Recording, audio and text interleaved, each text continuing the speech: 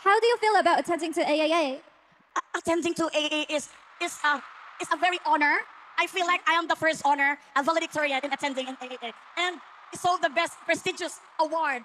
I cannot believe this happening.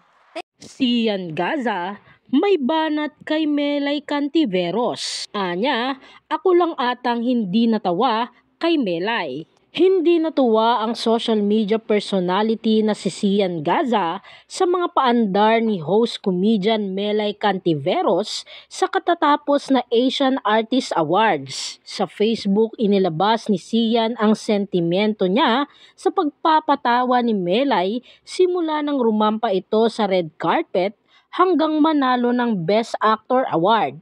Anya, ang humor at pagiging joker ay mayroong limitasyon at inilalagay sa lugar. Kapag kasi nasobrahan sa maling venue ay magmumukhang tanga. Tapos iisipin ng ibang lahi ang mga artistang Pinoy ay aanga-anga at walang kaklas-klas sa loob-loob ng mga Koreans. Ganito pala mga artista sa Philippines kaya hindi pumuputok yung film industry nila. In Korean language syempre, paliwanag niya. Dagdag pa ni Sian, sana nagseryoso si Melay sa acceptance speech nito.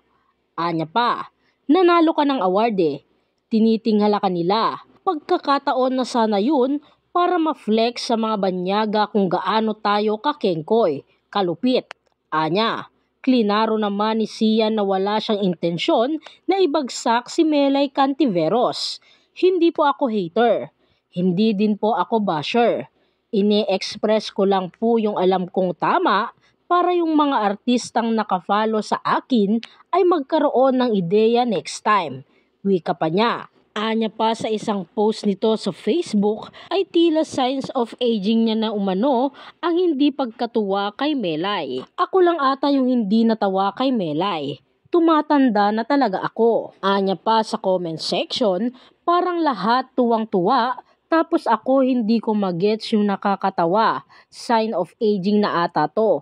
Dapat hiwalay na Facebook ko. Siguro corny lang talaga ako. Nasa akin yung mali. Pagpasensyahan nyo na at umeedad na. Ang hirap ko nang pasiyahin. Buong pahayag ni Sian Gaza kay Melay Cantiveros. Narito naman ang samot-saring komento mula sa mga netizens. It's not for you. Di naman hihinto ang mundo kung di ka napatawa ni Melay. May mga tao talagang ganyan. Dapat talaga hiwalay ng earth mga ganyan. Congratulations Melay. Clap clap. It's okay Sian. At least nanalo pa din. We don't care your opinion din naman kasi nga opinion mo yan. Natuwa ka man or hindi, basta kami natutuwa sa kanya. Di ka talaga matutuwa sir. Kasi syempre, mga issue lang ang inaabangan mo.